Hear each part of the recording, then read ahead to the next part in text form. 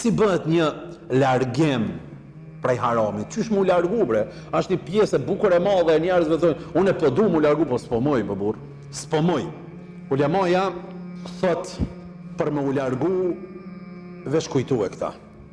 Zoti më mbikëqyr mua. Synit Zotit s'muj mi u largu. E dyta, Zoti më ka ndalu sepse u mdën mu. Nuk ndodh që Zoti më të ndalu diçka mu dhe ty, përveç se prej dashnis që e ka për mu dhe për ty. E treta, ligji e ka vërtetu, ligji aktual e ka vërtetu sa është e dëmshme. Ligji drogës nuk e thot mirë. Ligji alkoolit nuk e thot mirë. Ligji prostitucionit nuk e thot mirë. Ligji vrasjes nuk e thot mirë.